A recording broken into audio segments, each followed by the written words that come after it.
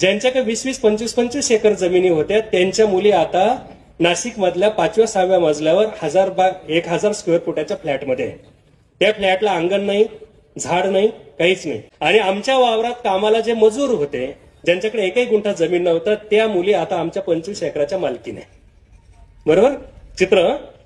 चित्र बघा. आता भविष्यात त्याची नोकरी गेली तर पुढल्या पिढ्या काय करतील?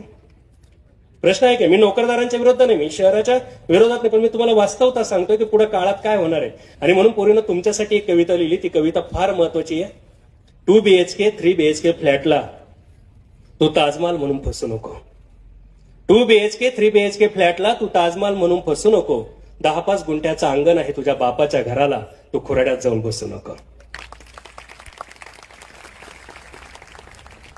2 BHK 3 BHK फ्लॅटला तू ताजमहाल म्हणून फसू नको. 10-5 गुंठ्याचं अंगण आहे तुझ्या बापाच्या घराला, तू खुराड्यात जाऊन बसू नको.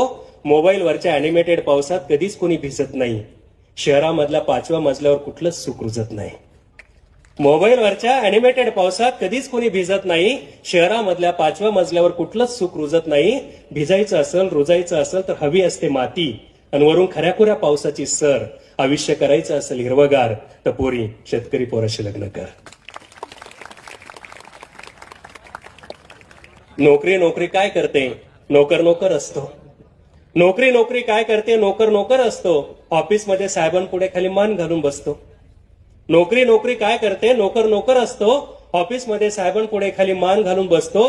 इथं बांधाच्या सिंहासनावर आणि रुपेरी आवाळाच्या छताखाली जेव्हा माझा बळी बसतो, तेव्हा हिरवागार साम्राज्याचा तो एकमेव सम्राट असतो.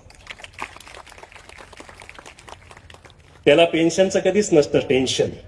जुनी का नवी, 2005 का नंतर, त्याला पेन्शनचं कधीच नसतं टेन्शन, कारण माती कधीच रिटायर होत नाही.